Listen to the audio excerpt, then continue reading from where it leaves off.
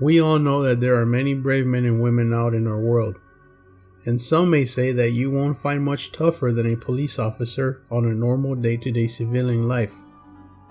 These officers are well trained to handle all sorts of situations, from simple matters to life and death threats.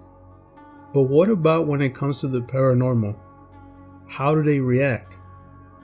Is there any type of training for this? Well, tonight I bring you 3 examples of how some of these officers have dealt with these exact situations while on duty.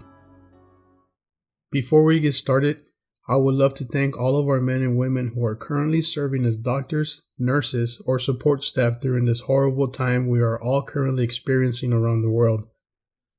Thank you so much for being on the front lines treating this coronavirus epidemic. You are the real heroes of this world. And to all of our brave men and women who are or were civil servants, I hope you enjoy tonight's stories. We begin tonight with one called The Key Holder. Myself and a buddy on my squad responded to an alarm.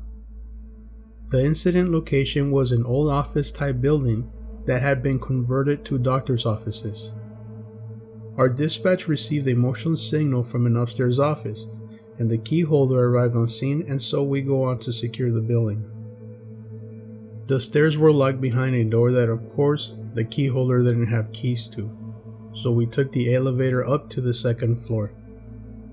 When we get upstairs, the elevator opens to a pitch black hallway, except for one overhead light at the very end of the hall. We start checking doors, and so far, all is secure. We get to the very last office, and sure enough, the door is unlocked. We make entry and notice that this is an unused office. The door opened to a sizable waiting room and reception area, and there were about 10 to 12 exam rooms, all cleared with no hiccups. When we exited the office, we noticed that something was wrong. That is when we realized that the overhead light at our end of the hallway that had been on was now off, and it was replaced by another light over by the elevators. I look at my squad mate and he is completely white. I asked him what is wrong and he says, "Weren't all those lights we just checked closed and locked?" I tell him they were. So? Buddy says, "Well, now they're all standing open." Sure enough, all the offices down the hallway we had just checked were now standing open. So again, we start clearing offices and securing them. As we finish the last office on our way out, just before we turn the corner to get into the waiting area, the main door just slams shut. Then, our radio's starting to go off with some kind of static feedback. Now, I just want to get the hell out of there. We get back in the elevator and head downstairs to the 1st floor to make contact with the key holder again. However, the key holder is nowhere to be found.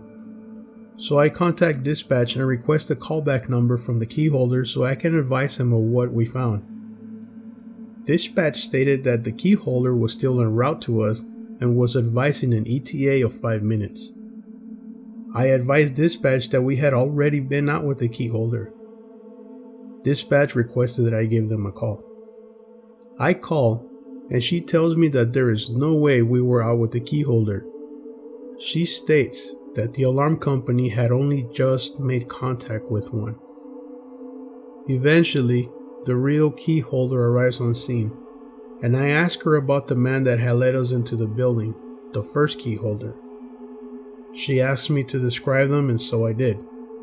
She stated that that sounded just like one of the doctors that used to lease the office on the 2nd floor at the end of the hall. She then stated that he had committed suicide at his summer home several days ago. The hospital. A few years back, prior to being a sworn Leo, I worked as a security guard at a hospital. Sounds cool, and it was. Except for the fact that it was 9 p.m. to 7 a.m. I worked alone, and the hospital I guarded was abandoned. A year prior, the hospital built a brand new facility to replace their 5-story tall 1900s building. When the employees and patients left, they left everything in place. It looked like the people had just disappeared in a hurry. Partially full coffee mugs, uniforms hanging on coat racks, wheelchairs in the halls, everything as it was with a good coating of dust. I've always been a third shift kind of person, and I don't get the night jitters or scare easily, but this place could do it to the best of them. Every night, I would walk or ride a wheelchair through the halls that were supposed to be empty. Every night, I would end up having to close all the doors and relocking them. I would walk one floor, move up to the next, and continue on. Sometimes I would get a little shaky when an hour after already walking the hallway, I had to turn off all the same hall lights and close the same doors again. Or when I'd be walking the halls, then I would hear footsteps on the floor above me. Doors would open and close, elevators would move from floor to floor, phones would ring, nurse call lights would be going on, etc. There were only 3 times I would get the I hate this shit type of feeling. First time was when I was checking offices on the 4th floor. There was a light on in a locked hallway. This hallway hadn't been renovated since the place was built. I unlocked the door, flipped the lights, walk out, relock the door, and turn around to leave. Behind me I heard a flick of a light switch, and through the frosted glass in front of me, I can see that the lights went back on. I left that hallway alone that night. The second time, I was riding the elevator between the floors. I was taking the elevator to the top floor when at about the 4th or 5th floors I hear laughing and muffled talking. It kept getting louder as I got higher. The elevator makes it to the 5th floors and swing open. Absolute silence. Of course, every light was on that floor, even in the patients' rooms. I checked high and low, and not a single living or breathing person in that place, except me. The third one, and probably the worst of all, was an average night. I'm on the low level locking a door in a corridor. The door had a glass middle, but on the backside it was covered with tape.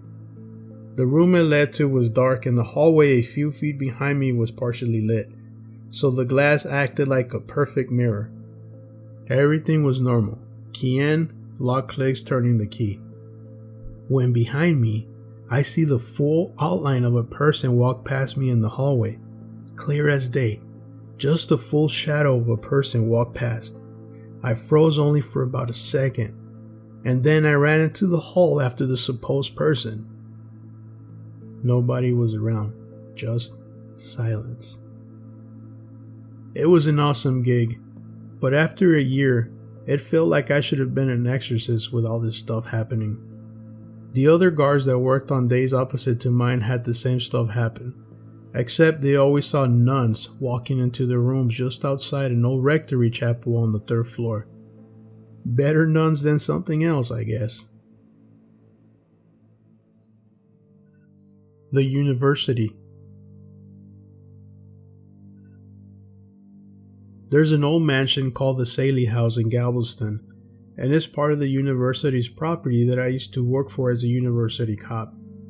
It was basically converted to a bunch of offices and different things. There was even a recording studio in one of the rooms. So one night, I get a call for an alarm going off, and as I'm checking this monstrosity, I hear music start up, so I start to make my way to the recording studio. But as I get closer, the music suddenly stops. I closed the door room and continued to check the place. I then heard voices that I couldn't quite figure out where they were coming from. As I make my way back out of the mansion, I noticed that many of the doors I closed were wide open, and the music began again. I cleared the alarm as false and left. I can't say that I wasn't spooked, but I was also intrigued. Fast forward to August of 2005. We move into a new home. My daughter is 10 months old. The house is older, and according to my realtor and my neighbor, It was owned by an older couple. The woman died first of natural causes and the husband followed 6 months later. One day, I passed by my daughter's room and she's sitting on the floor and the dog and the cat are right next to her. They are all looking up at the corner of her room just staring, and the dog was letting out a low growl. While I was at work one night, my wife had an experience in which my daughter was crying, so we went to her room and found my daughter standing up in the crib and the crib was vibrating. And while we did have one of those motors to do such a thing, we had not connected it yet. The other incident that I can remember is my daughter was in her room. Looking up at the corner, I asked her what she was looking at and she replied, "He angry." The hair stood up on the back of my neck and I said, "Who, sweetie? Who's angry?" She said, The man angry."